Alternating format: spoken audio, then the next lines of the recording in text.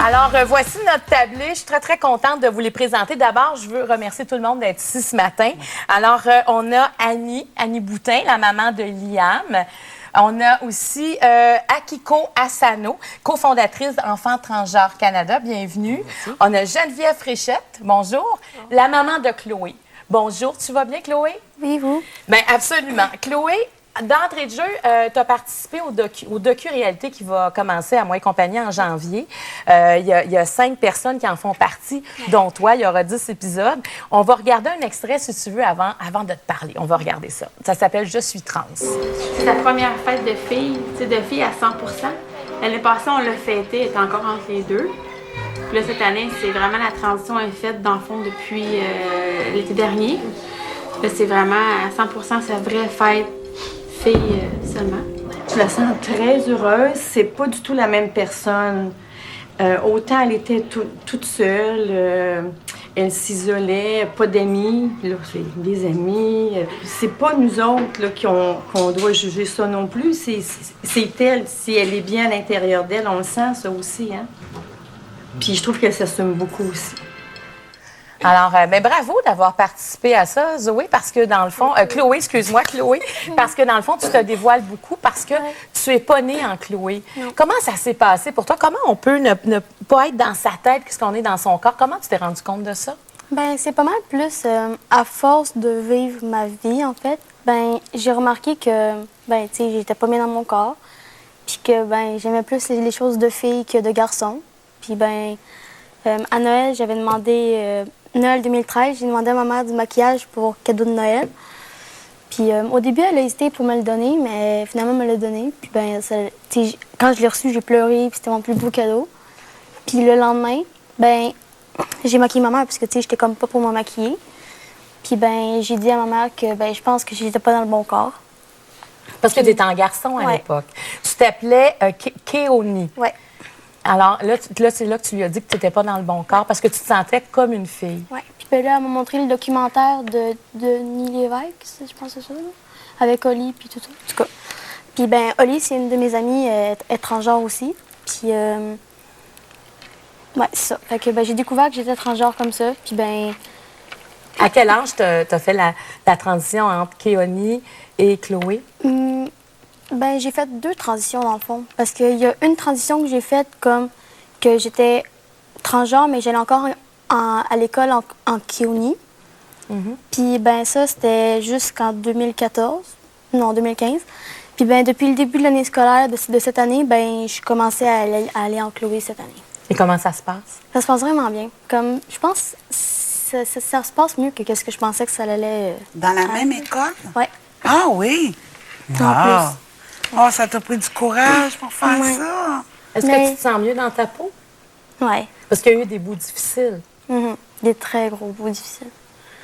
Puis, ouais. Tu avais l'impression que tu étais toute seule avec ça quand tu pensais à ça, que personne pensait la même chose que toi, c'est ça? Oui. Puis, ben, moi aussi, j'ai déjà pensé au suicide à un moment donné.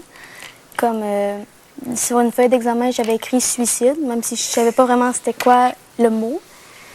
Puis, ben, mais tu sais, je me suis fait rencontrer par 2 TES. Je me suis fait suivre par des psychologues, puis tout ça. Puis.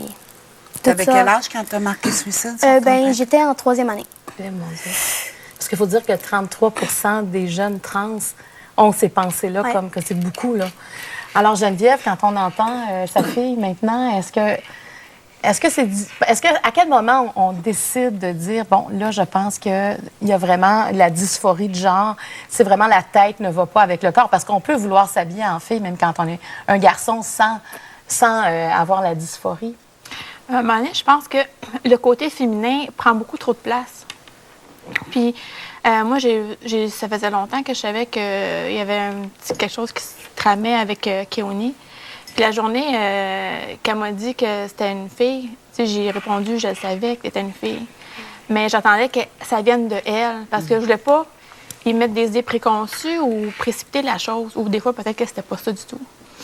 Mais moi, j'ai décidé de foncer avec elle parce que c'était sa vie, c'était sa sécurité, c'était son bonheur aussi. T'sais, moi, quand j'ai mis un enfant au monde, mon mandat, c'était de l'accompagner, peu importe, puis de l'aimer inconditionnellement, puis c'est vraiment vrai. Puis c'est des moments qui sont difficiles à passer par bout. Parce que, veux pas, j'ai été 12 ans avec un garçon. Puis là, c'est un deuil à faire de ton garçon. Puis t'as une fille, mais c'est des personnes qui... Comme Chloé est tellement épanouie maintenant. Puis quand elle était un petit garçon, elle n'était pas comme ça. C'était un petit garçon très renfermé, qui n'avait pas d'amis. C'était un petit coquillage, bien fermé, serré. Puis maintenant, elle s'est épanouie, c'est un petit Mais soleil, vous le sentiez déjà qu'il y avait... Oui, parce que je trouvais mes talons hauts cachés dans son garde-robe. Moi, je travaille en esthétique, donc je prenais mon maquillage, elle prenait mes produits, faire les ongles, elle s'occupait des collants. Vous saviez que c'était pas juste une passe comme les enfants ont des passes qui durent 6 mois pour les cheveux, pour la mode, pour... moi, les miens, ils ont passé par plusieurs affaires en 6 mois. Puis je paniquais pas, parce que je savais que ça durerait 6 mois. Mais quand l'enfant insiste, c'est là que tu sais que c'est plus une passe, là. C'est vraiment en dedans, c'est fondamental.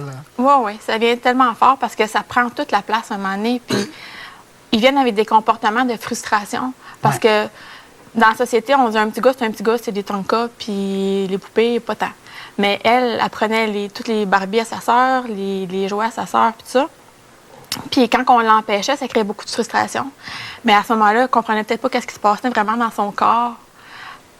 Parce que, justement, on n'avait pas de modèle. Puis, à son âge, quand que moi, j'ai consulté pour avoir plus d'informations, il me disait, ben non, son identité sexuelle n'est pas faite encore. Elle s'identifie probablement à toi pour le côté sécuritaire. Donc, genre, vers 9-10 ans, ça va se tasser. Fait que là, je me suis dit, bon, ça va peut-être passer. À la limite, il va être gay. Tu sais? Mais finalement... ça prend de l'ampleur de plus en plus. Oui. Ce côté-là. Ouais. Liam, bonjour, ma belle Liam. Alors, toi, comment ça va? Ça fait combien de temps que tu es toujours en fille, que tu es toujours une fille? Est-ce que ça fait longtemps? Oui. Ça fait à peu près 1 an. Ça fait à peu près 1 an. Et comment ça s'est passé? Parce qu'elle est toute jeune. Tu as 8 ans? Oui. Alors, donc, ça fait 1 an. Donc, Annie, pour vous, est-ce que ça a toujours été clair? Comment ça s'est manifesté? Bien, nous, à l'âge de, mettons 2 ans, elle prenait les vêtements de sa sœur, elle se mettait beaucoup de foulards pour se faire pousser les cheveux. On se dit toujours que c'est une phase. Mais là, la phase, elle devenait de plus en plus. Puis, on dirait qu'à chaque étape que OK, tu peux déguiser en fille quand la visite est là. Après ça, bien, elle voulait plus... C'est plus du déguisement. C'est que ça devient toujours un peu plus. Puis là, c'est dehors, ben, qu'est-ce que les voisins vont dire. Il y a comme toujours un espace. Fait que moi, je me disais au début, ben c'est une phase, mais je voyais bien que la phase finissait pas. Elle rentrait en garderie, elle s'habillait en princesse, puis elle mettait ce linge-là jusqu'à temps que j'aille la chercher le soir. C'est là que moi, j'ai commencé à consulter parce que je connaissais pas ça, honnêtement. C'était pas quelque chose que moi, je connaissais. Puis là, tu te dis, bon, mais j'ai déjà un garçon, j'ai déjà une fille, mais il y a quelque chose qui cloche.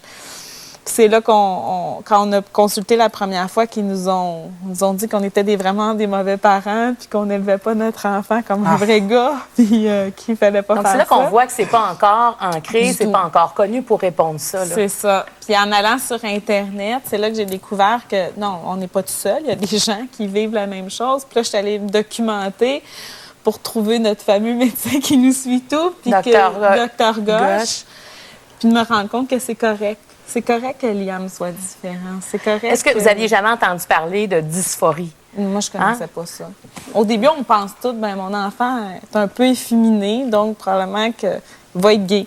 Mais c'est pas ça. C'est qu'on se rend compte assez vite que c'est pas ça. C'est « je veux être une fille ». Puis moi, elle me disait « moi, quand je vais être grande, je vais être une grand-mère ». OK. Fait que c'est là qu'on se dit, ben pourquoi grand-mère? Non, tu vas être un grand-père. Puis au début, comme bien des parents, j'ai fait des mauvaises choses où ce que je disais, non, t'as pas le droit de faire ça, arrête, t'es un gars. On a passé des étapes où ce que tu te rends compte que ton enfant a tellement de peine, mais tu essaies de faire ce que la société te dit de faire. Fait que là, tu te dis, ça marche pas, là. C'est pas correct ce que je fais. Mais après une dispute ou une parole comme ça, non, mais t'es un gars, est-ce qu'elle exprimait... Elle allait dans sa chambre pleurer. OK, mais est-ce qu'elle vous parlait de comment elle se sentait en dedans? Bien, à ce moment-là, elle me disait, moi, je veux retourner au Vietnam. Ah, là, okay. Elle ne voulait plus être ici, là. Okay. Fait que là, tu dis, bon, ça marche pas. Puis elle me disait, ben moi, j'aime ça, des choses de filles. Moi, je veux des cheveux longs. Moi, je veux... Fait qu'à un moment donné, ça devient tellement... Puis là, je dis, OK, ma maman est comme pas prête, là. Donne-moi une chance. Là, c'est à ce moment-là que vous avez rencontré Akiko. Ah oui, qui était vraiment un grand soutien. Parce que Akiko, plus tard, on va recevoir votre enfant Fox, parce que vous êtes cofondatrice, parce qu'il n'y avait personne, dans le fond, pour vous aider à l'époque. Parce que Fox non, moi, c'était en 2000. Alors, il y avait 2 ans quand mon enfant a déclaré qu'il était une fille. Donc, il est devenu Mathieu à Mathéa. Exactement. Le nom officiel, c'était à l'âge de 5 ans. Puis là, présentement, après, à l'âge de 14-15 ans, décidé qu'il va être agent, qui est sans genre. Donc, ni garçon, ni fille. Puis juste être un être humain, comme une personne. Et présentement, il va par le nom de Fox. Mais vous avez aidé beaucoup de monde à Kiko, parce que... Oui, parce que j'ai vu que c'est comme la première consultation qu'on faisait, c'était vraiment par rapport en sens que vous n'êtes pas correct comme parent, vous êtes folle, vous êtes en train de forcer votre enfant à d'autres choses. Et j'ai toujours voulu, à cause de tous les troubles qu'on avait faits pour être militante pour notre enfant puis de faire des choses pour ses droits, j'ai réalisé que c'était important de pouvoir offrir du support et du soutien aux parents et des autres jeunes pour pas qu'ils aient à vivre ce qu'on a vécu pendant des nombreuses années. Ah ouais. Puis c'est en 2010 que j'ai rencontré les 2 autres fondatrices, qui est Kimberly puis Annie. Alors, c'est là qu'on a décidé tranquillement à former des groupes avec des fonds de recherche. Plus tard, les parents ont décidé de continuer le groupe. Et aujourd'hui, on compte à peu près 70 membres de Québec. Du Québec, Wow. donc des jeunes transgenres. Mais des parents. C'est des parents. Qui ont des jeunes. On se dit que s'il y a 70 parents, il y a 70 jeunes. Oui, absolument. À l'école, comment ça se passe? Est-ce qu'il y a de la discrimination? Est-ce qu'il y a de l'intimidation? Comment ça se passe? Ben, moi, avant que je sois avec Chloé, ben, je me faisais intimider. Ben, tu sais, je me faisais traiter de fille. Tu sais, comme dans le fond, quand je repense comme ça, ben, tu sais, les personnes qui me traitaient de fille, dans le fond, il y avait toute raison. Tu sais, fait que, dans le fond, ils m'ont peut-être juste tout aidé à aller plus vite dans mon cheminement, là. Fait que, tu sais. Quelle maturité, ça n'a pas de bon sens. Et là, la puberté s'en vient. Hein? Oui. Alors ça, c'est dans tous les documentaires, dans tout ce qu'on entend, c'est quand même la phase difficile. En tout cas, c'est une phase, c'est comme une grosse zone de turbulence. Comment t'anticipes cette période-là? Ben, moi, il y a environ 1 mois, ben, la puberté, ça me faisait peur. Je voulais vraiment pas y aller. Tu sais, comme c'était une porte encore fermée pour longtemps. Mais il y a encore, ben, tu sais, je prenais des bloqueurs. Mais il y a encore 2 semaines de ça, ben, j'ai commencé les hormones, ben, l'estrogène. Puis, ben là, ça fait 2 semaines que j'y prends. Puis, tu sais, ben, il y a déjà des changements physiques au niveau du haut. Tu sais, un petit peu au niveau du bas. Mais, tu sais, c'est pas très, très Donc, visible. ça veut dire que les fesses vont s'arrondir. Oui, puis ben, mes hanches, ils vont s'élargir. Mes seins, je vais avoir des seins normaux comme une fille. Puis, ben, tu sais, ma voix ne changera pas comme plus grave ou elle va rester comme qu'elle est maintenant là. Puis, ouais. Mais même si je prends les hormones, il faut que je continue les bloqueurs parce que les bloqueurs, ça arrête ma puberté de garçon. Fait que je peux Ça, pas c'est les important arrêter. d'en prendre Ouais. à ce moment-là. Les bloqueurs, ça va t'empêcher aussi d'avoir la voix Ouais. qui va muer? Ben, en fait, c'est ça m'empêche d'avoir une puberté de garçon tout court. Ah, parfait, OK. Fait que ça bloque toute ma testostérone, puis OK. ça fait juste... Là, est-ce que ça te fait moins peur, l'adolescence? ouais. Oui. Mais parce que là, tu sais, je vois que ça va bien, puis que, tu sais, ça me fait mal ici, là, mais... Mais en même temps, t'es contente de ça. Ouais, vraiment. Ouais. Ça, c'est bien. Et toi, Liam, comment ça se passe à l'école avec tes amis? Bien, Tu as beaucoup d'amis? oui. Est-ce que tu es plus heureuse maintenant, en fille, tout le temps? Oui, je suis plus heureuse en fille. Qu'est-ce que tu aimes? Est-ce que tu te mets toujours en rat? Presque souvent. Parce que tu as l'air d'une petite princesse. Mais les jours que j'ai de l'éducation, je peux pas en mettre. Parce que je me change pas. Donc, C'est sûr que bon, on évite les changements à l'école. Il y a bien des choses qu'on a mis en place pour garder son intimité, même si les gens le savent, parce que la transition s'est faite de la maternelle à la première année dans la même école. Même si les amis l'acceptent bien, que ça va bien, on évite certains de changer devant tout le monde. Fait que ces journées-là... Avez-vous entendu des mots d'enfants sur ce changement-là? Pas des mots mauvais. Non, Je parle des... est-ce que les enfants autour réalisent comment ils sont en première heureux. année, quand elle est arrivée la première journée, moi, j'avais mis des grosses lunettes fumées parce que je me disais, je vais pleurer, c'est sûr que je voulais comme... C'est pas facile de faire front devant toute la cour d'école, puis on arrive, puis bon, c'est une fille aujourd'hui. Mais ça a super bien été. L'école nous a vraiment supportés là-dedans. Elle a eu des profs en or, puis les amis disaient, Liam, t'es une fille maintenant? Puis elle disait, oui. Ah, OK. C'était à peu près ça. Puis pourquoi t'es une fille? Puis elle répondait, je suis heureuse comme ça. Puis ça aurait été là. Qu'est-ce qu'on veut ajouter à ça? C'est génial. On le voyait qu'elle était bien. Tu sais, comme vous disiez, elle se cachait beaucoup. Puis c'était comme si ils ont deux vies, nos enfants. C'est qu'ils ont la vie à l'école, qu'il faut qu'ils soient un gars, puis ils arrivent à la maison, puis ils font enfin, je me change, puis je suis qui je veux. Ça devient très lourd. Ma maternelle, elle disait, c'était trop lourd pour elle à porter ça. C'était trop lourd de dire, j'arrive à la maison, puis enfin, je suis moi-même. Wow. Puis à un moment donné, tu dis, ça n'a pas de sens. Il faut que mon enfant ait le droit d'être elle-même. Puis moi, j'ai appelé l'école, puis j'ai décidé que c'était ça. Mais moi, je trouve que les enfants, autant ils peuvent être méchants des fois, autant ils sont faciles à s'adapter. Tout à fait. Tu sais, faut que ça soit passe clair, comme en ça, fait. puis c'est Liam, puis c'est correct, puis c'est fini. Je suis contente d'entendre ça parce que l'intimidation, c'est vraiment pas le fun. En plus de vivre ça et d'être courageuse comme ils sont courageuses, s'il fallait qu'en plus, à tous les jours, quelqu'un leur en parlait, c'est insupportable. Bien, les associations d'enfants transgenres, moi, sont venues à l'école donner une conférence aux professeurs. La direction a accepté. Ils ont donné une conférence pour expliquer c'est quoi. Puis ça a fait toute une différence dans notre vie parce que les profs, ils savaient pas qu'est-ce qu'ils pouvaient dire, pas dire. Ils connaissent pas ça, sont comme mal à l'aise, je les comprends. Mais en même temps, je lui disais, vous n'allez pas être mal à l'aise, on va vous donner les mots à dire, on va vous donner, c'est pas votre responsabilité. Puis ils ont fait ça pour nous, c'est incroyable. Merci beaucoup. Akiko, on peut dire aux gens qui nous regardent et qui reconnaissent peut-être leur enfant ou ils peuvent appeler, on va mettre les coordonnées de votre association. Oui, on n'a pas un téléphone parce qu'on est 100% bénévole. Vous avez un C'est juste des courriel? parents, mais on a une adresse courriel qui pourrait envoyer des courriels ou demander des informations. Puis nous, normalement, on va faire un contact avec un autre parent qui est une bénévole pour les aider ou répondre aux questions. Bien, merci beaucoup. Merci de votre générosité. Puis vous êtes belles, les filles. Oui, vous êtes magnifiques. Tellement belles. Vraiment. Alors, on continue après la pause avec des adultes qui ont changé d'identité sexuelle. Restez là. Moi, j'ai pas souffert de dysphorie de genre.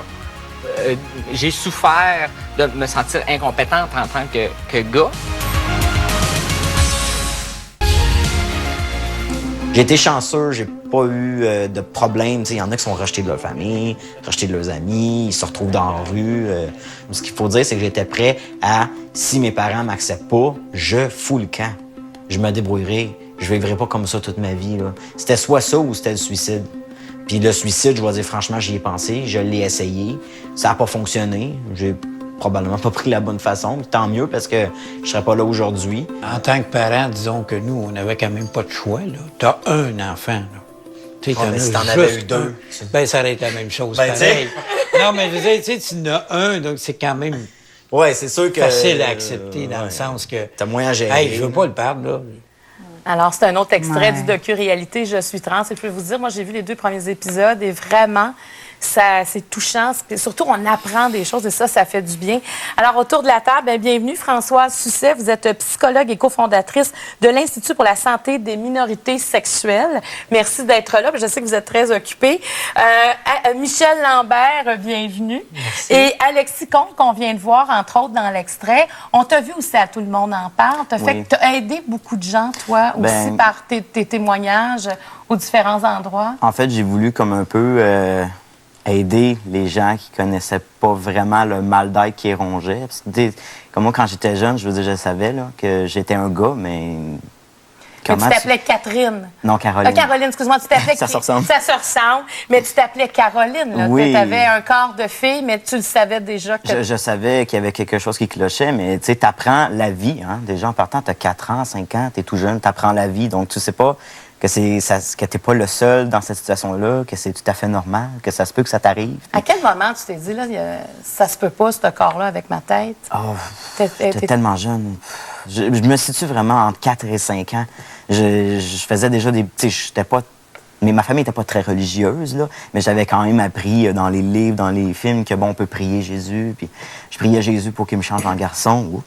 Puis je priais le Pinocchio, vous avez tout déjà vu ça, Pinocchio? Oui. Ben, la fée bleue change Pinocchio en vrai petit garçon. Fait que moi, c'était mon film préféré de Walt Disney. C'était la seule chose que je connaissais de la vie, ce qu'on voyait à la télé. Fait que je priais la fée bleue. Je me suis rendu compte assez rapidement que ça n'allait pas fonctionner. Alors, rien fait pour toi? Elle t'a abandonné, la fée bleue? Elle m'a abandonné, la fée bleue. Mais non, c'est ça. J'ai vécu... À quel moment tu en as parlé à tes parents? Ça a été un peu... je sais que quand j'étais jeune, j'ai lancé des petits signaux d'alarme. Je voulais pas rien porter de ce qui était féminin, déjà. J'avais des grosses crises à ce propos-là. C'était pas juste « non, je veux pas porter la robe ». C'était à coup de coup de poing dans le mur ou essayer de déchirer la robe, essayer de... c'était vraiment une révolte, là. Tout ce qui était féminin, les jeux... J'avais des toutous, j'avais, mettons, des Barbies, j'ai joué avec ça, mais, c'était jamais tout seul. Je jouais avec mes cousines aux Barbies, puis je prenais Ken. Il y avait un Ken dans la boîte, puis c'était à moi, c'était réservé, puis « Hey, Caroline, tu veux jouer aux Barbies? OK, si je fais Ken. » C'était automatique. J'avais tous les jeux de gars. Je demandais des choses de gars. Mais j'ai vécu une enfance, je dirais, 0-11 ans. C'était une enfance qui était quand même bien. Je veux dire, je garde des bons souvenirs. Mais j'étais quand même malheureux à l'intérieur de moi. Puis je gardais ça pour moi parce que... c'est comment que c'est fort, hein? L'enfance, c'est... Tu sais ce que tu vis. Tu peux pas l'expliquer parce que intérieurement, tu sais que c'est mal. Mais t'as pas de modèle non plus? T'avais pas de modèle? Non, non, écoute, on parle des années 80, là. C'est déjà mieux, hein? On en parle beaucoup plus. C'est un peu plus ouvert. On a des spécialistes maintenant, chose que dans le temps, on n'avait pas vraiment. Ma mère avait personne où se tourner. Je pense qu'elle aussi croyait que c'était une passe. Que finalement, probablement, qu'en vieillissant, j'allais être tomboy, comme elle m'appelait. J'étais son petit tomboy. Puis que j'allais probablement être lesbienne. Ils ont tous pensé ça dans ma famille, ma mère, mon père, cousins, cousines. Est-ce que toi, tu y as pensé aussi? Non, je savais vraiment que c'était pas ça. OK. Oui, je me suis posé, puis quand je me posais cette question-là, j'avais mal au cœur. C'est vraiment, vraiment bizarre. J'avais comme une boule ici, là, puis j'étais comme, non, c'est pas ça que je suis. J'ai rien contre les lesbiennes et les gays. Mais c'est pas comme ça que je suis. La moitié de mes amis le sont. Je suis un gars. C'était vraiment, je ressentais que ça, non, c'était comme une honte. C'est pas ça que je suis. Faut que je trouve ce que je suis. Je sais que je suis un gars. Ça existe-tu, là? Ça se peut-tu que je sois un gars? Puis je le demandais, je disais à ma mère, je suis même déjà allé voir ma mère, je dis, je suis né avec les deux sexes quand j'ai su que ça existait. Et là, je cherchais des cicatrices sur mon corps parce que je pensais que ma mère me mentait.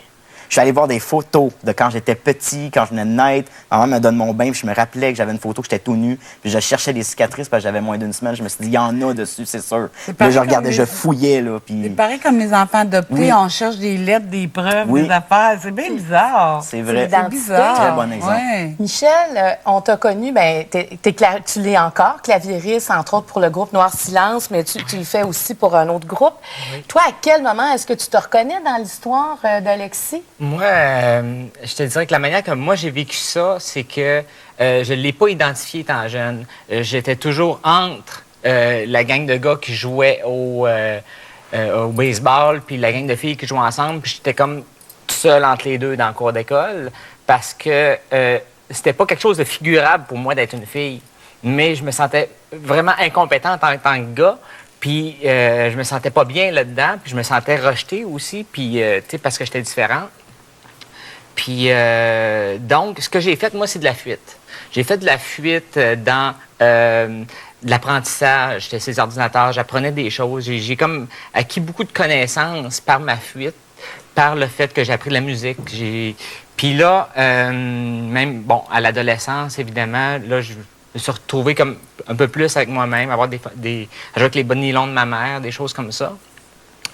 Puis, je te dirais que j'étais tellement dans ma fuite que je n'étais pas en contact jamais avec moi-même. Puis, le jour où je me suis retrouvé en contact avec moi-même avec ça, puis que j'ai vu que ça existait, puis que j'ai vu des transsexuels, puis que je vais comme... Crème, si eux autres ont eu l'intelligence de le faire, pourquoi moi, je pourrais pas le faire? Ça fait que j'ai dit, je vais commencer à essayer. Fait que dès que j'ai commencé à me questionner par rapport à ça, mais ça a été tard, ça a été à l'âge de 30 ans. Dès que j'ai commencé à me questionner, j'ai commencé à essayer, voir si ça me ressemble, si je suis bien, étape par étape, tranquillement. Puis, c'est ça, dans le fond, là, je suis rendu là aujourd'hui. Puis, Donc, moi, j'ai pas souffert de dysphorie de genre j'ai souffert de me sentir incompétente en tant que gars, mais j'ai pas souffert de dysphorie de genre comme tel. Ce qui fait que quand j'étais allé voir les médecins, parce que pour avoir les opérations, ils demandaient des papiers comme de quoi, je faisais partie du cas transsexuel, du DSM, ces choses-là, bien, j'étais pas d'un critère parce que j'avais pas cette souffrance-là. Qu'Alexis a eu. C'est ça. Parce que la souffrance, elle est commune, parce que vous vouliez me reprendre. Parce que tantôt, quand j'ai dit 33 des enfants trans ont pensé au suicide, c'est pas tout à fait ça. C'est plus que ça, dans le fond. Ça va être plus, hein? Oui, en fait, les statistiques sont proches de 80 Oh shit, hein? C'est presque tous les enfants, et les jeunes et les adultes aussi, qui ont pensé au suicide. Mais il ne faut pas penser qu'on pense au suicide à cause de cette souffrance intérieure, principalement. Principalement, on pense au suicide quand on n'a pas accès aux outils pour faire la transition, aux outils médicaux. Quand il n'y a pas d'espoir. Quand il y a des listes d'attente insupportables, quand on ne peut pas avoir accès aux chirurgies, quand on ne peut pas avoir accès aux hormones, aux bloqueurs d'hormones chez les adolescents, là, il y a de la dysphorie, là, il y a de la souffrance, et cette souffrance-là peut mener au suicide et aux pensées suicidaires. L'autre raison qui est très importante, c'est toute la discrimination, tout ce qui tombe sur la tête des enfants qui ne performent pas leur genre de façon adéquate, qu'ils soient trans ou qu'ils soient pas trans. Ce qu'on sait, c'est qu'un garçon qui n'est pas assez garçon, hein, et assez garçon aujourd'hui, c'est très, très, très, très étroit comme définition. Une petite fille qui n'est pas assez petite fille, surtout arrivant près de l'adolescence, va subir à peu près la même pression. Ce qui veut dire que quand on est trans en plus, puis qu'on subit de la pression à conformer à des représentations de genre très étroites, comme on le vit en 2015, étrangement plus étroites aujourd'hui qu'en 1970, ou même de certaines façons qu'en 1950. On est rendu dans des créneaux très étroits pour ce qui est acceptable pour un petit garçon, ce qui est acceptable pour une petite fille. Donc, pour les jeunes trans dans les systèmes scolaires en ce moment, c'est l'enfer. Et on parle beaucoup de la relation avec le corps, mais il faut savoir qu'une grande partie de la souffrance pour les personnes trans, c'est pas nécessairement toujours au niveau du corps ou de la réalité corporelle, et plus de la façon dont on les approche. Moi, j'ai des clients qui me disent, bon, mes parties de corps, je fais avec, mais si je me fais appeler madame ou monsieur encore une fois, là, j'en peux plus. Donc, des fois, il y a des modifications qui se font pour pouvoir rentrer dans la case qui nous correspond. J'aime beaucoup ce que Michel disait de, j'étais pas adéquat comme garçon. Oui, j'étais incompétent. J'étais incompétent comme garçon. C'est-à-dire le sentiment de dire, ben, mais je ne fit pas dans cette catégorie-là. Hein? Là, est-ce que tu fites dans une catégorie présentement? Moi, personnellement, de la manière que je dis ça, c'est tout à fait propre à chacun. Hein. Moi, je me suis dit, j'ai pas le sentiment que je suis une fille. J'ai vraiment le sentiment que je suis une transsexuelle, que je suis entre les deux, que dans une position que une fille ne sera jamais, puis qu'un gars qui n'est pas trans ne sera jamais non plus. Puis ce que je trouve intéressant dans toute cette démarche-là, en fait, tu sais, si je compare, mettons, un enfant qui vit ça, qui vit sa transsexualité à l'adolescence, alors que moi, je l'ai vécu à l'âge de 30 ans, la différence, c'est que c'est l'estime de soi. Pour pouvoir assumer ça, ça prend une bonne estime de soi. Puis, quand tu es rendu à 10-12 ans, tu n'as pas eu le temps de la former. Moi, j'ai eu la chance d'avoir des parents qui m'ont bien formé l'estime de moi-même, qui m'ont accepté tel que j'étais, étant plus jeune. Ce qui fait que quand je suis arrivé là, j'ai été capable de l'assumer. Puis l'autre chose, c'est, comme Françoise dit, c'est comme l'entourage. L'entourage, c'est sûr qu'en tant qu'adulte, le comportement engendre le comportement. Si moi, je dégage de quoi de sympathique, c'est pas long que les gens embarquent dans cette vibration-là puis qu'il n'y en a plus de problème. Parce que ce que je trouve intéressant, c'est que dans les transsexuels que j'ai rencontrés, la personne qui a vécu sa transsexualité, qui se rapproche plus à ce que moi je vis, c'est Marie-Marcelle Godbout, qui a 75 ans aujourd'hui. Qui a fondé l'association. Qui a fondé l'association. Oui, puis je me dis, tabarouette, elle, quand je l'écoutais, elle dit depuis que c'est devenu plus criminel d'être transsexuel. Fou, hein? Parce qu'elle, à son époque, c'était criminel, Marie-Marcelle. Ouais. Mais depuis que c'est décriminalisé, elle dit, j'ai jamais eu de problème, tout ça. Puis je regardais comment elle avait vécu son estime d'elle-même, puis tout ça. Puis j'ai dit, ça ressemble. Donc, il y a une partie qui vient de nous. Mais quand tu es jeune, ça peut pas tout venir de toi. Donc, moi, je sais que... Ça prend énormément de support. Je regarde, mes filles ils ont eu à vivre avec ma transsexualité. Puis ça, c'est une autre affaire. Si je vais t'arrêter. Ouais. Je veux qu'on continue là-dessus tout de suite après la pause. Je veux pas t'accélérer parce que ça, c'est intéressant. C'est que tu as fait ta transition et tu avais déjà 3 enfants. Oui. Alors, c'est quelque chose aussi pour eux. Alors, restez là, on continue cette discussion-là. Et il va s'ajouter aussi Fox, qui, lui, est à genre. Alors ça, c'est un concept, en tout cas, moi, je ne connaissais pas. Alors, restez là, on en parle tout de suite après la pause. Parce que moi, si j'allais voir un professeur pour dire, regarde, je suis transsexuel, mais c'est normal, écoute, pas de crédibilité de me dire ça. Alors, on poursuit la discussion sur les transgenres, transsexuels. On a parlé de dysphorie. Et là, maintenant, on a vraiment un type à genre. Alors, bonjour, Fox. Bonjour. Tu vas bien? Oui. Alors, moi, ça m'intrigue, honnêtement, parce que tantôt, ta maman était là à Kiko. Alors, toi, tu t'appelais Mathieu. Ouais. Par la suite, tu t'es appelé Mathéa. Ouais. Et maintenant, tu t'appelles Fox. Ouais. Là, tu es rendu à quel âge?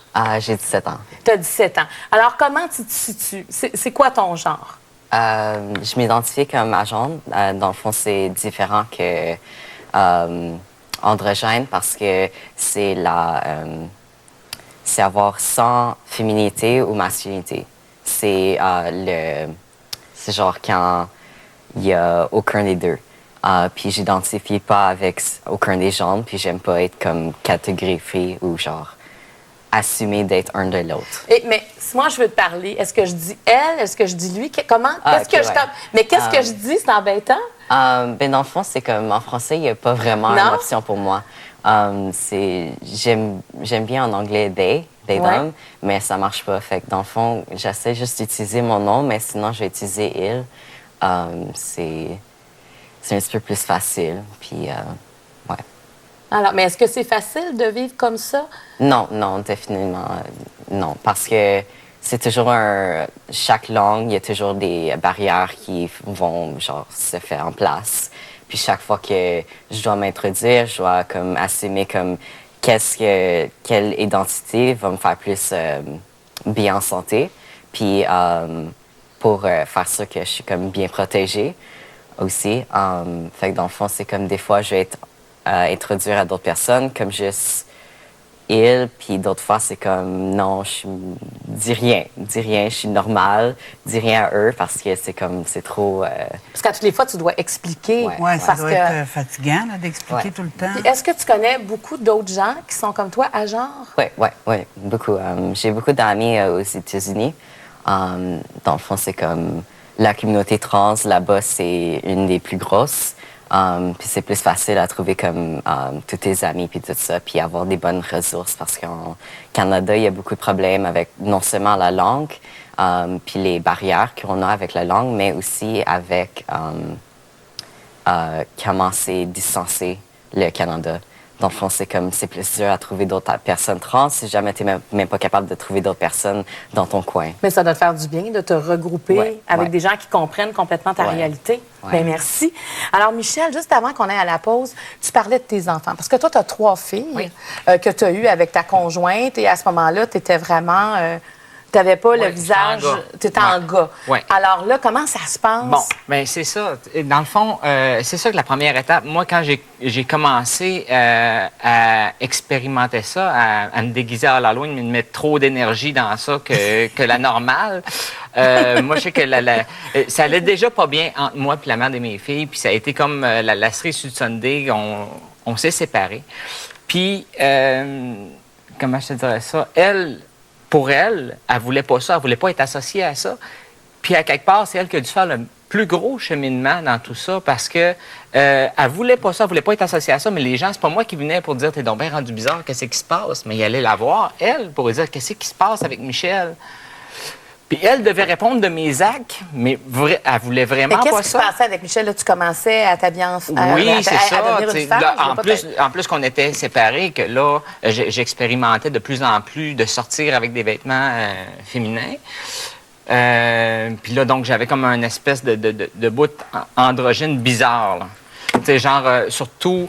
quand tu commences à faire du laser pour la barbe, là, il faut que tu laisses pousser entre les traitements laser, mais que tu t'habilles en fille pareil. Fait que là, comme, bon, qu'est-ce qu'elle cherche, là, tu sais? Elle est bien en fille, mais elle se rase pas, là. Fait que, dans le fond, il y a eu des bouts comme ça. Puis elle devait répondre de mes actes, mais sans avoir voulu ça, puis en voulant se dissocier de ça. Donc, elle a eu un gros cheminement à faire, puis elle l'a fait, puis je trouve ça incroyable, parce qu'aujourd'hui, la relation qu'on a en famille, on fait encore des Noëls en famille. Ouais, c'est vraiment cool. Puis à la limite, même, je te dirais qu'il y a beaucoup de gens qui nous envient de la relation qu'on a même après la séparation. Wow. Puis, ce que j'ai remarqué dans tout ça, c'est qu'elle a pris l'initiative d'aller voir l'école, d'aller expliquer ça au service de garde, d'aller expliquer ça au prof. Parce que moi, si j'allais voir un professeur pour dire, regarde, je suis sexuelle, mais c'est normal, écoute, pas de crédibilité de me dire ça. Sauf que, venant de elle, là, elle avait la crédibilité de le dire. Puis, le fait qu'elle ait fait ça l'a aidé beaucoup parce que tous les professeurs, tout l'entourage de mes enfants étaient alertes à ce que les autres enfants allaient dire. Et d'en parler comme ça à la télé, puis tout ça, ça aide les gens à comprendre aussi, puis dire, ah, OK, c'est pas juste un problème d'être transsexuel, ça peut être aussi un choix de vie, puis ça peut être le fun, tu sais, ça peut être de quoi de plaisant d'être transsexuel. Oui, parce que tu disais tantôt, il ne faut pas non plus passer pour des handicapés. Oui, non, c'est ça. Parce que c'est sûr que quand tu commences ta démarche transsexuelle parce que tu n'en peux plus puis parce que tu es sur le bord du suicide, bien là, c'est parce que tu es rendu que tu as un problème. Mais si comme moi, quand je l'ai pris, ces choses-là, ben c'était avant de vivre ce problème-là, ben il n'y en a pas de problème. Là. Moi, je me suis dit, quand j'ai commencé ça... C'est une suite dans ta vie. Moi, j'ai dit, le jour où ça va commencer à être problématique puis désagréable, je vais arrêter ça, c'est tout. Et toi, Alexis, te faire dire papa là, pour la première fois parce que tu as un enfant? Moi, je pensais jamais que ça allait arriver. Non, puis tu sais, surtout quand j'étais adolescent, le traitement de fertilité, ça commençait. Fait que moi, je suivais ça quand j'ai commencé à faire ma transition. Je me suis dit, peut-être qu'un jour, finalement, je vais être papa. Mais quand je me souviens, quand j'étais avant la transition, j'avais dit à ma mère, puis on dirait que je voulais être méchant, je sais pas, comme si je voudrais me revenger. J'avais dit à ma mère, en tout cas, toi, tu seras jamais grand-mère. Puis elle pensé que c'est parce que j'étais lesbienne, j'allais être en couple avec une fille, puis que, bon, ben, tu sais, les traitements de fertilité, c'était pas, je pense que c'était même pas accepté, en plus, pour les couples gays dans ce moment-là. Puis, ben, finalement, quand j'ai annoncé qu'elle était pour être grand-mère, elle a dit... Pour vrai, là? Pour vrai, elle va vraiment être grand-mère? J'ai dit oui, mais cette fois-là, du bon côté, puis de la bonne façon, puis... ouais, fait que... Elle ne croyait pas, hein? Elle lisait la lettre. On a fait ça d'une autre façon. J'avais mon petit chien, là, puis mon petit chien, ça a toujours été notre bébé, tu sais. Puis j'ai habité chez ma mère avec ce chien-là. Puis on avait fait semblant que c'était Maya, mon chien, qui écrivait la lettre, puis qui disait qu'elle allait partager maintenant sa maison avec et son lit et bon et tout, ses parents avec un petit être. Puis là, ma mère était sûre que c'était... J'étais en train d'annoncer que ma chienne était enceinte. Je vous jure. Elle lisait la lettre, elle était comme... Ben oui, Maya est enceinte, OK. Non. Alors, relis-la, là. Elle ne croyait pas, puis finalement, c'est sûr qu'elle pleurait. Wow. Quand elle a vu mon père pleurer, elle a réalisé, elle dit, non, c'est Marie-Jo qui est enceinte. Fait comme, oui. Elle oublie ça, elle se pouvait plus, là. Elle était contente. Oh, wow. Ouais. Alors, cette bonne nouvelle, on va encore aller à la pause. Restez là, on revient tout de suite après. Alors, Lise, tu avais une dernière question à poser. Oui, je vais demander à Michel, comment ça s'est passé avec les filles? Moi, c'est sûr, j'ai 3 filles différentes. Ça fait que les réactions ont été très différentes. C'est sûr que la plus vieille, elle avait déjà commencé l'école. Ça a été un petit peu plus difficile pour elle. Celle du milieu, écoute, elle est fière. Son papa est trans, puis elle est fière de tout ça. Puis la plus jeune, bien, elle, c'était correct. Elle suivait l'autre, mais elle avait des questionnements. Des fois, elle en parlait, puis des fois, elle se questionnait, puis tout ça. Mais est-ce qu'ils sont ouverts avec toi pour les poser, ces questions-là? Est-ce que tu sens que... Il y a quelque chose qu'ils ne disent pas ou... Je te dirais que des fois, il faut aller au-devant. Des fois, c'est le maire qui m'en parle. Puis, dans certaines situations qu'il a fallu. Mais je pense que c'est choses... Surtout des fois avec les amis. Puis moi, ce que je me rends compte bien souvent, il y a une anecdote que j'ai trouvée vraiment impressionnante. Je me rends compte que les gens cherchent des raisons pour accepter. Ils ne cherchent pas des raisons pour rejeter. Fait que quand on est capable de les en donner, ils prennent. Ouais, une moment donné, j'étais arrivée pour aller chercher mes filles à l'école primaire. Puis j'étais comme dans une période habillée bizarre, tu sais. Semi-talon haut, mais pas bien en fille, puis tout ça. Puis je voyais un parent. Il reste 20 secondes. Un parent dire à sa petite fille à côté, c'est normal que je m'habille comme ça parce que je suis une artiste. Ah, OK. Bon, ben, tu vois, c'est une explication. Donc, on a pris une raison pour normaliser, puis c'est devenu normal. Parfait. Alors, Michel, on va mettre les dates de spectacle qui sont prévues sur le site de Deux Filles en 2016. Donc, tu fais une tournée avec le trio country rock, les Tiki Jones. Yeah. Alexis Contant, tu fais partie de la Pourquoi j'ai marqué Contant? Je ne sais pas. Alexis Comte, tu fais partie de la docu-réalité Je suis trans, diffusée sur Moi et compagnie dès le 7 janvier. Et je vous dis, écoutez ça, c'est une série de 10 épisodes. Ça vaut vraiment la peine. Merci à vous, Françoise Sousset, psychologue et cofondatrice de l'Institut pour la santé des minorités sexuelles. Merci à toi, Fox. Et ce que je veux annoncer, puis je suis tellement contente qu'on fasse ça, c'est la première fois, c'est comme il manquait de temps vraiment, on continue la discussion et vous pourrez entendre cette discussion-là sur la page de Deux Filles le matin. Alors, rendez-vous. Nous, ça ne s'arrête pas là parce que vraiment, tu sais, c'est l'histoire d'une vie. Vos histoires, c'est l'histoire d'une vie.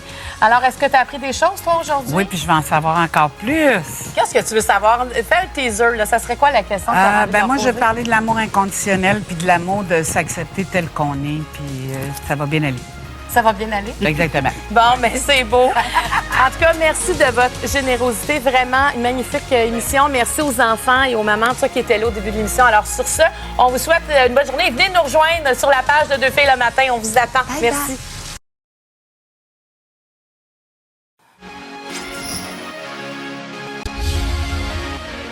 Alors, bienvenue à Deux Filles le matin extra. Donc, on poursuit une émission qui vient de se terminer. On poursuit la discussion. On parle de l'identité sexuelle et à quel point c'est pas binaire, homme-femme. Ça peut être beaucoup plus complexe que ça. Et on avait envie de poursuivre la discussion avec Lise. On avait envie d'aller plus loin parce qu'on pense qu'aujourd'hui, d'avoir un plateau comme ça, c'est exceptionnel. Et surtout que ça va venir en aide, peut-être, à des gens que vous connaissez et peut-être même vous-même.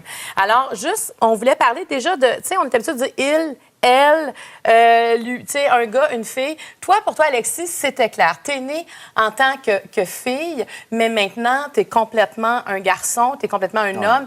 Et pour toi, le genre est clair maintenant. Ouais, moi, c'est clair. C'est un M sur mes cartes. Je suis un homme et il y a le passé. Moi, je dis souvent que Caroline est enterrée, elle est morte dans un cimetière. Je n'entends encore parler parce que oui, je fais des émissions et tout ça, mais moi, Caroline, là, elle a existé, mais il n'y a rien de bon. Maintenant, c'est Alexis Comte. Maintenant, c'est Alexis, il n'y a pas de doute. Alors, Michel Lambert, toi, c'est moins clair que ça. Moi, c'est aussi clair que ça, mais c'est très différent. Dans le sens, moi, il y a une anecdote que j'ai vécue. J'ai rencontré un psychiatre à ce sujet-là qui me demandait, bon, là, t'aimerais ça avoir des seins, mais tu veux pas le changement de sexe. Puis là, ben, il y avait comme une question là-dessus. Veux-tu être un gars ou une fille? Ben moi, j'ai dit, l'opération de changement de sexe, j'aime mieux me voir comme une fille avec un pénis. Puis là, il dit, ben pour nous, une fille avec un pénis, ça n'existe pas. Fait que là, j'ai fait comme, aïe, aïe, vous avez créé ça. J'avais envie d'y répondre. Votre système médical a créé ça. Puis vous faites du déni, de dire, ça n'existe pas. Regarde, pas sur Internet, on en trouvait plein, tu sais. Donc, pour moi, j'ai un troisième genre que j'ai appelé le genre transsexuel, puis que c'est de l'abus de langage que je fais parce que ce terme-là ne s'existe pas. On a vu des images où tu as eu l'implant mammaire, en fait. Oui, c'est ça, l'implant mammaire puis la chirurgie du visage pour aussi. Féminiser ton visage? Bien, il appelle ça féminisation. En fait, la technique, c'est plus démasculinisation. Dans le fond, c'est d'enlever les traits qui sont typiquement masculins pour avoir un visage qui, dans le fond, si je m'habille en fille, que, bon, je suis une fille. Et tout ça en gardant ton sexe. Sur le plan génital, t'es oui, resté... OK. Donc, c'est pour ça que tu dis que tu es à quelque part... Toi, tu es Moi, je suis transsexuel. Parfait. Une transsexuelle. Une transsexuelle. Oui, parce qu'un gars qui devient transsexuel devient une transsexuelle. Parfait. Toi, Fox, ton genre, c'est... Oui, pour 12 ans, j'étais vraiment certainement juste une fille. T'es né garçon, par exemple. Oui, c'est ça. Et puis, pour 12 ans, j'étais seulement une fille. C'était la seule option pour moi. Puis surtout, à propos, parce que dans la communauté trans, c'est la seule option. Parce que si jamais tu étais quelque chose de non-binaire, c'était inacceptable puis discriminé. Fait que dans le fond, pour 12 ans, j'étais très contente d'être juste Mathéa. Puis comme lui avait dit, Mathieu, il était dans le passé, puis il était mort. Fait que, bye. Puis là, maintenant, j'ai commencé quand j'avais à peu près comme 14 ans, j'utilisais maths, puis ça marchait pas parce que tout le monde utilisait toujours que c'était soit Mathieu ou Mathéa, puis ça marchait pas pour moi parce que j'aimais mieux être juste maths, mais un nom qui peut être un nom comme maths. Féminin, masculin. Ouais, ça peut être allongé, je pense. Ouais. C'est un diminutif de quelque chose. Oui, ça peut être comme Mathéo, Mathéa, Mathieu, ouais. Ça peut être comme beaucoup de versions qui sont soit féminin, masculin. Fait que dans le fond, mon choix, c'était plutôt de juste prendre un nom qui était aucun des deux, puis juste complètement... à genre. Hein? À genre, ouais. Donc, le Fox est arrivé. Ouais. Et alors, puis Fox... Ça veut dire que je suis un être humain d'attitude. Oui, c'est ça. C'est mon nom, puis c'est mon identité. C'est pas genre une caractéristique, parce que ça, c'est beaucoup des noms. C'est genre, tu prends Eric pour une caractéristique masculin, puis genre Erika pour comme caractéristique qui vont faire plus féminin. Féminin, oui. Puis dans le fond, ça marchait pas pour moi, parce que ça me fait inconfortable, puis c'est beaucoup de limitations imposées sur moi que j'ai pas demandé d'avoir. Fait que dans le fond... Mais là, je suis curieuse d'entendre Françoise. Tu sais, je vais juste dire votre titre. Vous êtes psychologue et cofondatrice de l'Institut pour la santé des minorités sexuelles. Quand on entend... Donc, on se rend compte qu'on n'est pas dans une société binaire, même si on a cette impression-là que c'est des hommes et des femmes. Non, tout à fait. Et je dirais, c'est intéressant quand on parle d'Alexis. D'ailleurs, je voulais revenir à cette idée que souvent, on entend et on dit, bon, la personne est née fille. En fait, la personne n'est pas née fille. Alexis, en fait, est un exemple parfait. Alexis n'a jamais été une fille. C'est clair. C'est ce que je dis souvent. On a assigné le sexe féminin et on a assigné le genre féminin au bébé naissant à partir de quoi? Des caractéristiques sexuelles externes, en disant, puisqu'il y a cette configuration, ça doit être donc une fille. Mais comme j'ai dit à la commission parlementaire, quand on parlait du projet de loi 35, j'ai dit, écoutez, l'État civil, tout ce qu'on vous demande, c'est de corriger l'erreur que vous avez faite. Quand le bébé est né, le médecin a inscrit fille, il s'est trompé, puis vous avez inscrit ça dans vos registres. Mais il s'est trompé, ça n'a jamais été une fille. Fait que faites juste le corriger, puis dire si c'était un garçon ou c'était, un autre. Alors, je pense que c'est aussi dans le langage, on peut commencer à utiliser, moi je l'utilise systématiquement, je ne dis pas qu'un bébé qui naît est une fille ou un garçon. Ce que je dis, c'est, on a assigné le genre féminin à cet enfant-là, mais on verra plus tard ce que ça va donner. Et en fait, ça correspond beaucoup à toute une historique par rapport à une réalité transgenre qui n'était pas appelée de cette façon-là, on parlait plutôt de la réalité bispirituelle dans les Amériques, chez les peuples des Premières Nations et les peuples autochtones. Avant la venue des colonisateurs qui ont effacé cette réalité-là, on avait dans beaucoup, pas toutes, mais dans beaucoup de communautés, des personnes qui étaient identifiées comme bispirituelles, donc ayant à l'intérieur d'eux l'esprit féminin et masculin. Et c'est ce qu'on appellerait aujourd'hui une personne trans, avec toute une dimension spirituelle aussi ajoutée dans ces communautés-là. Et en fait, comment on déterminait le genre de l'enfant? C'était pas à la naissance en regardant son corps, c'était en regardant le cheminement de cet enfant-là sur au moins 10 ans, jusqu'à la puberté, on consultait les aînés, on étudiait ses rêves, on voyait comment l'enfant cheminait et comment est-ce qu'on consacrait le genre de l'enfant, comment est-ce qu'on déterminait le genre de l'enfant.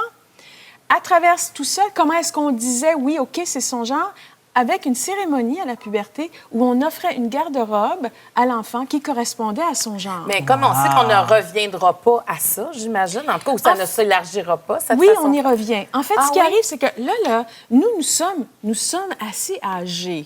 Hein? Chez les jeunes, comme Fox, et je sais parce que je rencontre... Et comme Liam et Chloé qui étaient avec nous à l'émission. On a de plus en plus de jeunes qui s'identifient en dehors du système binaire et je prédis qu'il y aura une majorité. Ça veut dire que les écoles doivent s'habituer non pas à faire une transition, de dire « Ah, c'est un petit garçon qui va devenir une petite fille et vice-versa ».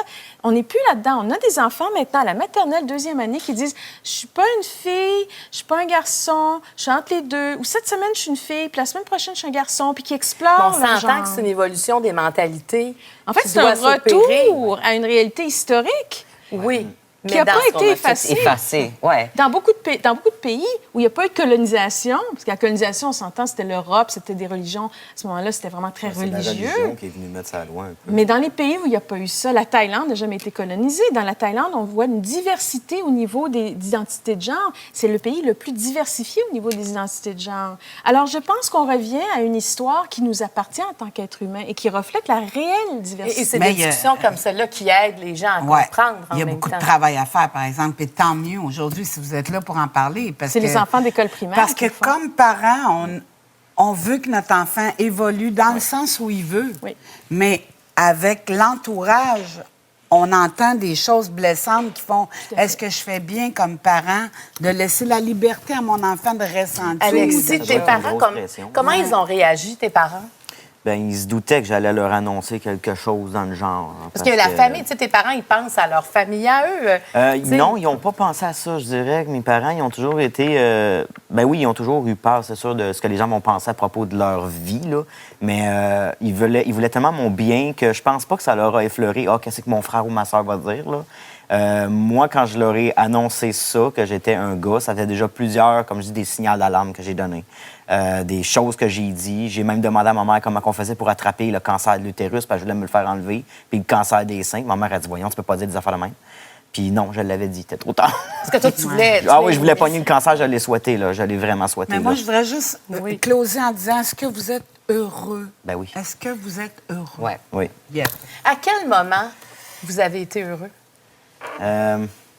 Moi, à partir du moment où j'ai plus besoin de me cacher déjà, je dirais, surtout avec mes amis, tout ça, quand j'ai fait mon coming out à l'école, où ce que j'ai pu vivre une puberté, mettons, à peu près normale, où j'ai pu avoir une blonde, puis, tu sais, dire « je suis un gars, puis traite-moi en gars », puis... Ça a bien été dans tes relations amoureuses? Oui, j'ai jamais eu de problème avec ça. Non, mais c'est important d'en parler chanceux, parce que c'est quand même un questionnement. J'ai jamais eu de problème, j'étais chanceux. Je sais pas, c'est peut-être parce que les filles ils acceptent plus ça, mais j'ai pas été resté célibataire très longtemps dans ma vie, à partir de 17 ans, je dirais. Puis toi, Michel, à quel moment? Tu étais sur ton X? Je dirais, j'ai pas été globalement malheureuse parce que j'étais absente. Tu comprends, quand tu es dans le travail, quand tu es dans les choses, tu es comme... Tu t'es étourdi. Oui, c'est ça. Je me suis pitché dans plein d'affaires. Puis aujourd'hui, j'en bénéficie, mais reste que je n'étais pas là. Puis le moment où j'étais avec moi, j'ai fait le choix d'être heureuse. Puis donc, il n'y a pas eu de période très malheureuse, je te dirais. Et en amour, comment ça s'est passé une fois que ta transition était faite? Je te dirais qu'un coup que les changements physiques ont été faits, je suis tombé par hasard sur une personne qui matchait exactement avec moi, puis voilà. Qui aime ton côté féminin aussi. Hein? Oui, qui avait marqué même comme souhait, 1 an plus tôt, qu'elle souhaitait de rencontrer un gars avec des caractéristiques féminines, tu sais, un gars-fille, tu sais. Fait que c'est comme, OK, puis là, j'arrive dans sa vie, puis... En tout cas, est-ce que c'est comme la plus belle période de ta vie où tu es vraiment, tu sais, toi-même... Tu l'exprimes. C'est-tu la plus belle période? Écoute, il y a tellement une belle période dans ma vie. Là. Je pense pas que j'ai... Toi, tu as été quelqu'un d'heureux. Tu es heureuse. Ah oui. Je pense que oui. Mais je pense que l'intelligence, c'est la capacité d'être heureux dans la vie. Wow. Des fois, je recarte de même. Wow. Fox, toi, est-ce que tu es en amour? OK. Wow. C'est la grande question! Mais dans le fond, je sais pas, là, ça dépend comme tes vues de l'amour puis tout ça, puis comment tu veux comme, juger la Est-ce que ton cœur t'en donne un petit bout à quelqu'un d'autre? J'ai beaucoup de personnes que j'aime donner mon cœur à, mais je sais pas, là. En tout cas, mais dans le fond, c'est comme, je suis toujours heureux, mais il y a beaucoup de circonstances que je suis beaucoup plus heureux.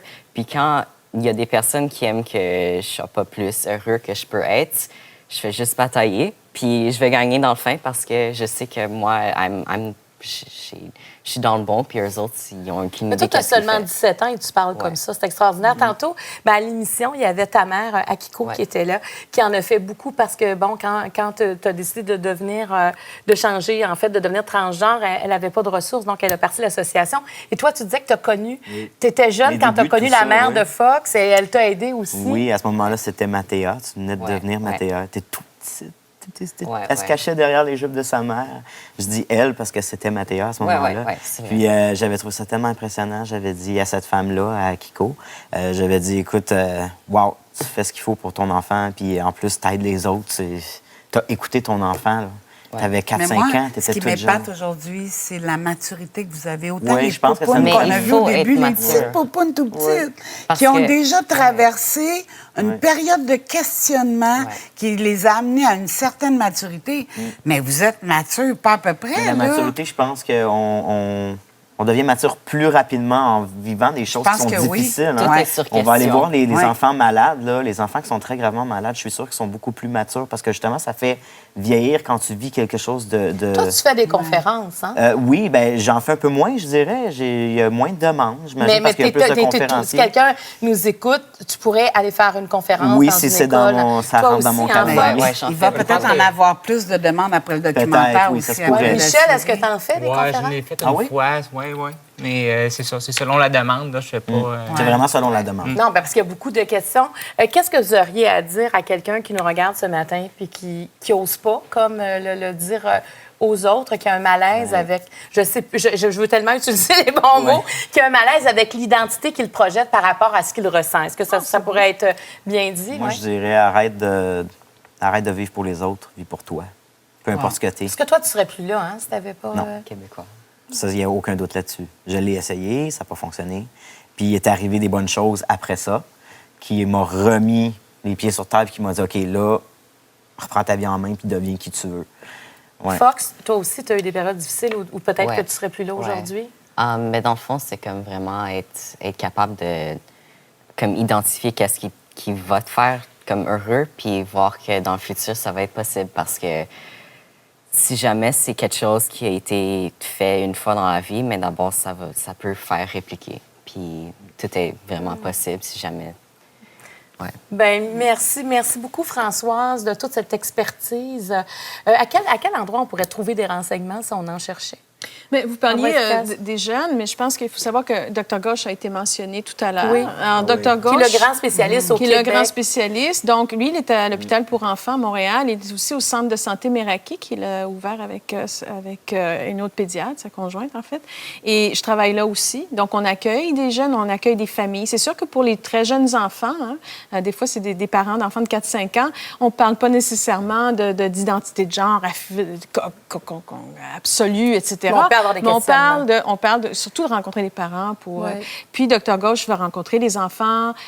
Donc, les familles peuvent avoir des ressources là. Et moi, je dirais aux jeunes, aux enfants, c'est important d'en parler à vos parents. C'est important de dire, je me sens pas bien comme je suis. Parce qu'ensuite, on fait une évaluation, on regarde, puis on suit avec les années comment la personne se sent, comment les jeunes se sentent. Mais les risques sont tellement importants, si le jeune reste isolé, de passer à des actes irréversibles. Avant d'arriver là, il y a des ressources. Il y a des ressources. Une chance que vous êtes là. Merci François Doucet, merci beaucoup Alexis, merci Michel, merci Fox.